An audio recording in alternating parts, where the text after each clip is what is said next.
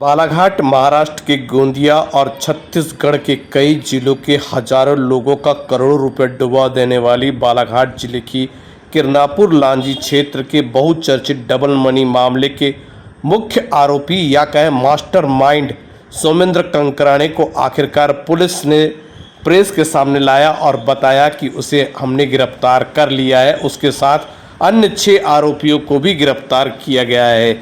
जब प्रेस ने सोमेंद्र कंकराणे से सवाल किया तो सोमेंद्र के मुंह पे जैसे ताला पड़ गया हो और किसी भी सवाल का वो तरीके से जवाब नहीं दे रहा था। पत्रकार लगातार सवाल पे सवाल कर रहे थे, बावजूद उसके सोमेंद्र हर सवाल से बचता हुआ दिखाई दे रहा था और कह रहा था कि अब वो न्यायालय की शरण में है, पुलिस अधीक्षक की शरण में है।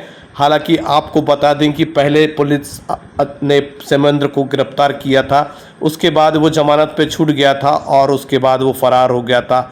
लगभग 3 साल बाद सोमेंद्र को पुलिस ने एक बार फिर गिरफ्तार किया है। जिले के लोगों की उम्मीद बन गई है कि सोमेंद्र के पास जो पैसा जमा हुआ है वो वापस मिलेगा या नहीं मिलेगा, इस पर चर्चा शुरू हो गई है। वहीं दूसरी ओर सोमेंद्र कंकराणे चर्चाओं में कहता है कि उसके नाम से बहुत से लोगों ने रोटी सेकी है। मतलब साफ है कि आगामी दिनों में उन लोगों के लिए भी परेशानी हो सकती है जिन्होंने डबल मनी मामले में काम किया है, क्योंकि सोमेंद्र अभी पुलिस के रिमांड में है और पता नहीं क्या क्या खुलासा करेगा। क्योंकि हमें पहले जानकारी मिली थी, जैसे कि पूर्व सांसद कंकर मुंजारे ने इस बात का खुलासा किया था कि सोमेंद्र कंकराणे लगभग 5 से 6 दिन पहले गिरफ्तार हुआ है। उसके एक दिन बाद पुलिस प्रेस के सामने सोमेंद्र को लेकर आती है और साथ में लेकर आती है 6 अन्य आरोपी।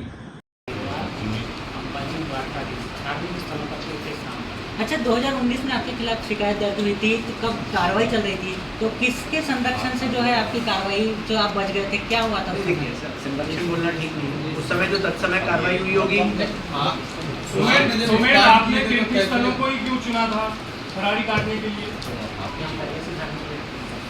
भैया जो तुमने किया, जिस प्रकार से डबल मनी में लाखों लोग, अब जिले की जनता इसमें फंसी है, क्या लगता है आपने क्यों किया है और किस प्रकार से डबल पैसा करते थे आप? हमसे जो गलती हुई है इस प्रकार से हुई है गलती, उसकी पूरी जाँच इन्वेस्टिगेशन पूरे ईमानदारी का इसके साथ कर रहे हैं और हमें माननीय न्यायपालिका पर पूरा भरोसा है। तो आपको भी ये पता था कि आप जानबूझ के आपकी 24 नंबर ट्रांसपेरेंट का पूरा है, आपके पास लखनऊ की तरह पूरा काम कर रहे हैं और हमारे माध्यम से हमारा नाम लेके भी जो काम किए हैं, गर्म तवे पर रोटी सेके, उनकी भी पूरी जानकारी किसी किया जाए, बस हमारा नाम लेते हैं। हम अगर गलत पाया जाए तो आपका पूरी कार्रवाई। जब न्यायालय पर भरोसा था, जमानत मिली तो फरार क्यों हो गए?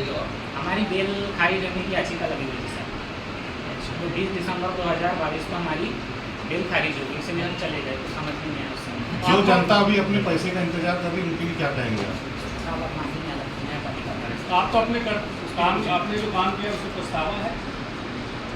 सुमेन जी, आपने बोले कि जो तवे में रोटी सेक रहे थे, आप बीच वो में कौन वीडियो थी? बना के डालते थे कि हम इतने तारीख को पैसा रिटर्न करेंगे, ये तारीख को 3-4 बार आपने वीडियो जारी की हो, तो फिर किस बेस पे करते थे आप पैसा? बाहर से भी लोग आए हुए थे, आईब्रो से, राजनांदगांव से काम कर रहे थे यहाँ। आपको जो जमानत मैं मिली थी, काम आपने किया, मैं वीडियो सब भी करता हूँ, लेकिन पूरा मेरे सिर पर ही मर दिया गया। 10-15 हज़ार करोड़ का बता रहे हैं, ऐसा कुछ नहीं, 5,000 तो करोड़। आपके हिसाब से कितने करोड़ गए? साहब जांच कर रहे हैं इसकी। तो आप बताइए ना, आपको तो आपने आपने लेन कितने का पाया था जब आपने हिसाब करते? आपसे बताइए कि एजेंट और चेन मेकर से जो थे, आपने तैयार किए थे कि अपने आप तैयार हुए थे? हम लास्ट के जो 2 महीना इसमें एजेंट तैयार किए थे 2022 में, उसके पहले प्रश्न फिर पैसों को क्या करते थे आप, जो पैसे लेते थे? जमीनों में लगाया साहब। 2019 में आपकी पहली शिकायत थी कि किस तरह से आपने बैकअप लिया और आपकी जांच रुक गई। विधानसभा में लगा था क्वेश्चन, आप ये बताइए, रमेश भट्टे का आपके काम में कितना योगदान? अरे सीधा मुद्दा, उनके साथ सपोर्ट में काम किया। तो राजनीतिक संरक्षण भी था क्या आपको? आपको ऐसे ये सब अच्छा, एक सवाल, आपके पास लग्जरियस गाड़ियाँ थी, वो कहाँ गई, कैसे कहाँ गई वो? आपकी जो गाड़ियाँ थी वो कहाँ गई? किसके पास गिरवी रखी? गोंदिया में। किसके पास? मोनू अग्रवाल। इनके पास जो बाकी अन्य गाड़ियाँ थी जिसमें कि